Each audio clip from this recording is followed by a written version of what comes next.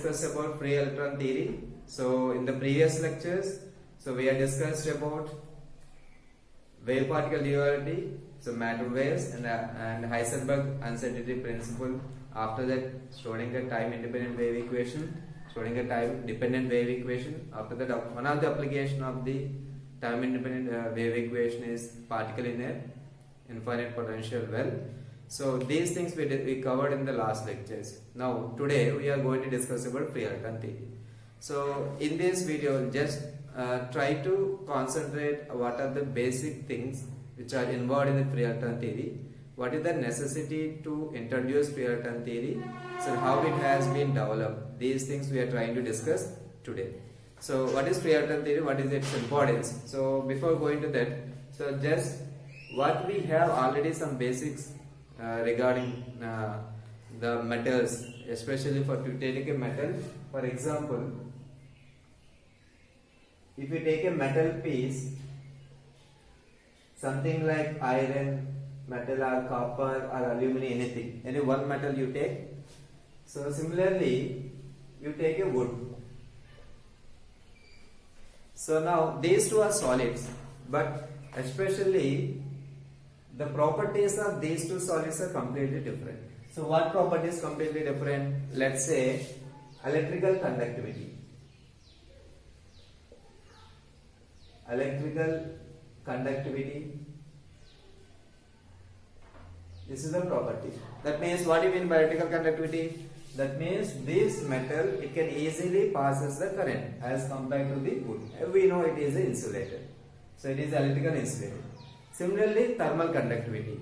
So if you say thermal conductivity, again the metal is having the high thermal conductivity as compared to this wood. So now in solids, especially in solids, why this distinction has come? So this is what we have to try to understand. So why only metals will have these superior properties as compared to the wood? So what is the basic reason for this? So that is what the free electron theory has been came up. So we try to understand that why it is happening. So according to free electron theory, what it is saying, let us discuss. So before going to discuss this one, now so let us take an atom. So if you take an atom, as you know, nucleus is there and surrounding there are electrons will be there. So let's say Z is equal to 11. That means sodium atom. Sodium atom. So the electronic configuration for sodium atom: 1s2, 2s2, 2p6, 3s1. So that means 2 electrons in first orbit, 1s s orbit, and 2 electrons in 2s and 6 electrons in 6, and 3s1. This is one will have only 1 electron. This electron, as we know, it is a complete shell, complete filled shell, and this is the valence electron. So that is what is called valence electron. That means, so this electron, it is at the very far away from the nucleus as compared to this one, relatively. That means always there is a attraction forces exist between positive nucleus and this electron for all the electrons.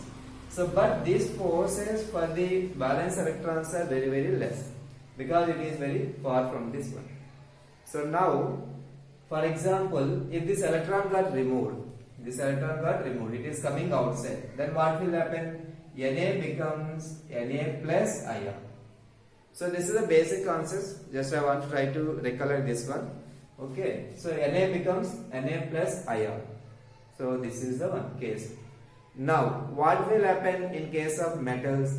So metals, you know, it is a solid, it's a closely packed atoms will be there.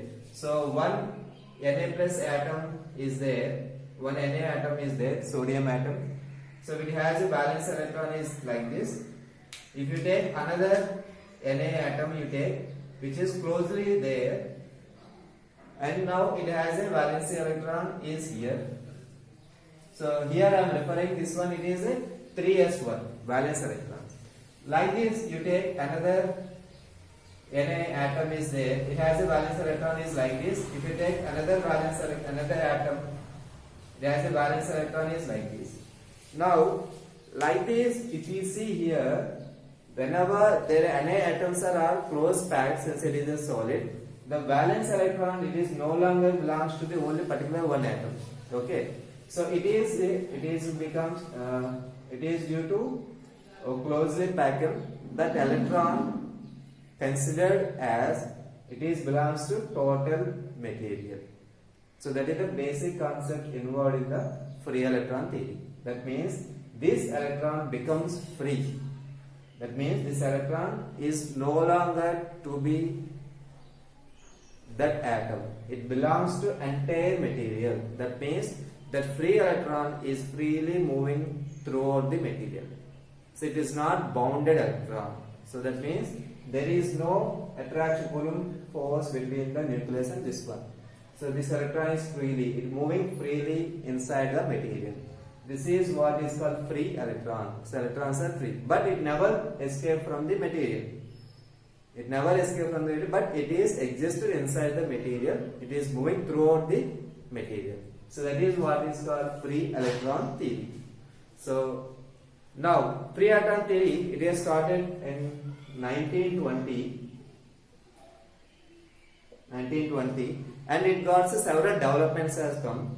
Okay, so based on that, the free electron theories, there are three basic developments has been taken place. So first one is classical free electron theory. Classical free electron theory. And second one, quantum free electron theory.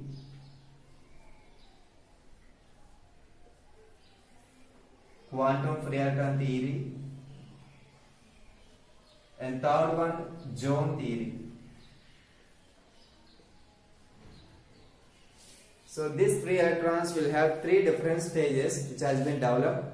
So first one is classical free electron theory, and second one is quantum free electron theory, third one is Joule theory. So now we are trying to discuss what is that. So first one, classical free electron theory. So what is the classical free electron theory that we are going to discuss now?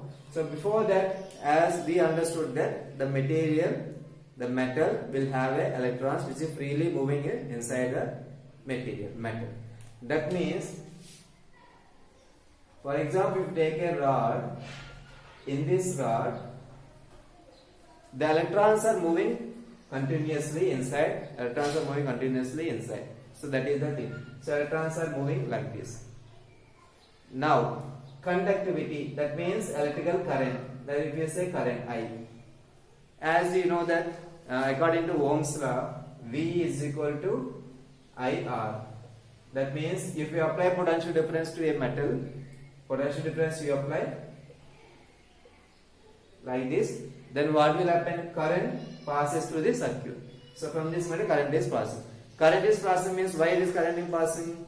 Means because of free electrons. What is saying? The free electrons are there, so that way it is passing.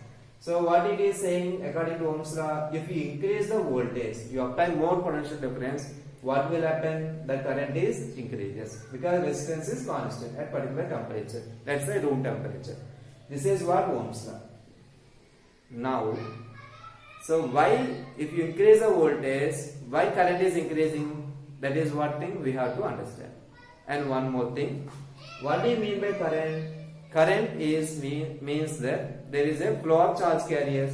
So let's say here electrons are there, so electrons are flowing. That is what is called current.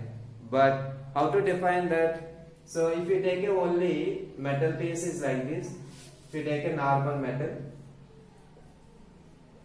now it has a free electrons are there. Okay. So in this free electrons are, as we are saying, the free electrons are moving freely inside the material. Now electrons are moving, so that current should be there. But without applying any potential, there is no current existing inside the material. This is what we know.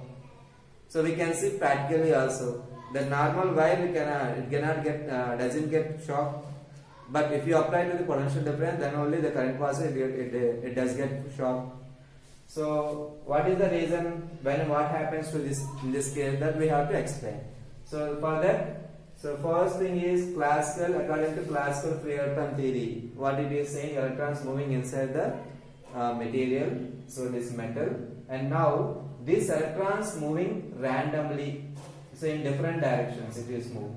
That means its velocity is random. Randomly it is moving different directions.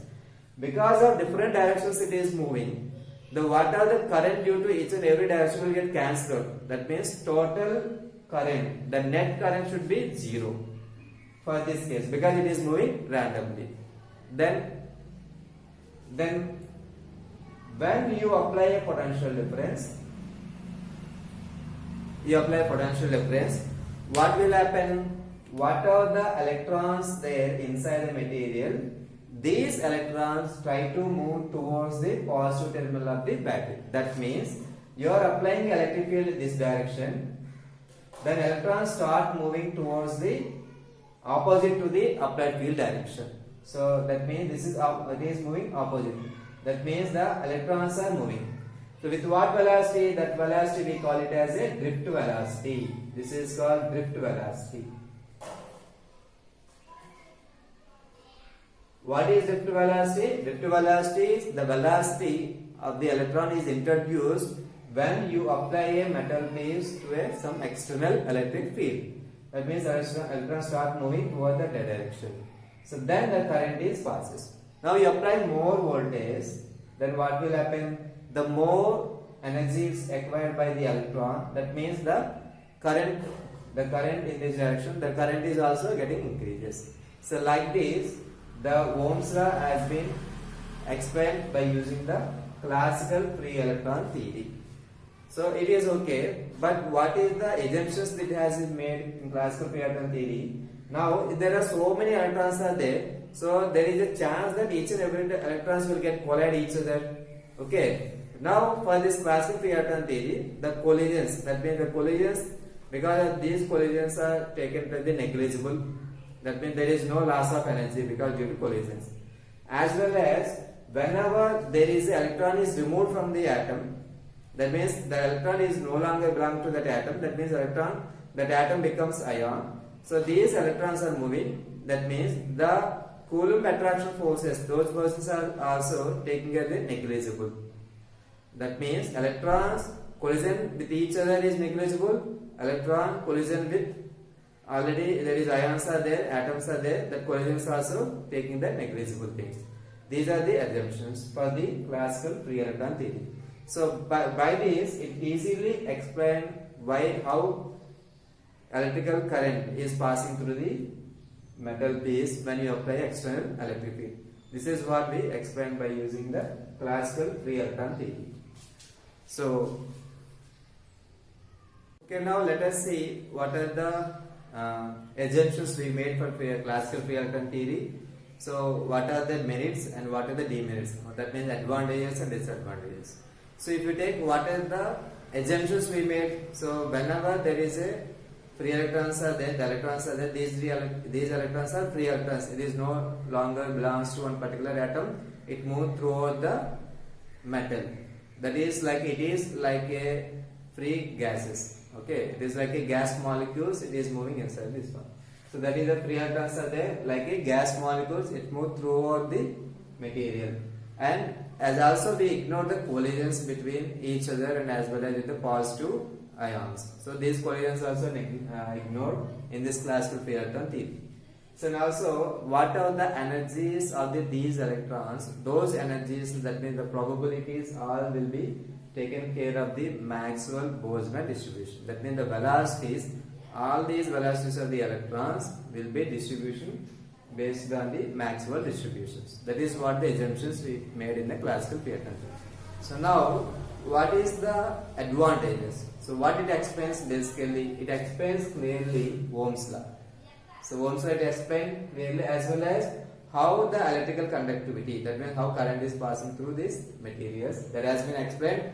Similarly thermal conductivity, whenever you are heating a substance that like in metals, then how it is getting heating up that the total body, that is also explained. And fourth one, optical properties. Those optical properties of the metals also easily explained. So what are the disadvantages are here? So drawbacks. So basically the classical free electron theory cannot explain specific heat of solids. That means if we can measure some of the metals specific heat capacity, that is not matches with the theoretical value. So if you measure from the classical free electron theory, that is there is a large difference has taken place between the practical and theoretical value. Similarly, so there is a temperature difference of the electrical conductivity. So for example, resistance. The resistance of the metal, if we increase the temperature, how it is going, how it is changing. That is not clearly explained by this method, this theory. Similarly, electrical conductivity of the semiconductors and insulators. So this is not discussed about semiconductors and as well as insulators. So how the conductivity is taking place, that cannot be explained for the case of semiconductors and insulators. And finally, there are the photoelectric effects, black body radiations, and as well as the paramagnetic susceptibility, the magnetic properties, ferromagnetism, paramagnetic susceptibilities, the practical values and the theoretical values that is not getting matched with each other. So these are the drawbacks which when seen for the classical free electron theory of the metals. So this classical free electron theory was proposed by the Drude and Lorentz in 1920. Okay, so now in order to look at the drawbacks, so now the question is that these things should be explained. So further, the classical free electron theory get modified. Okay, modified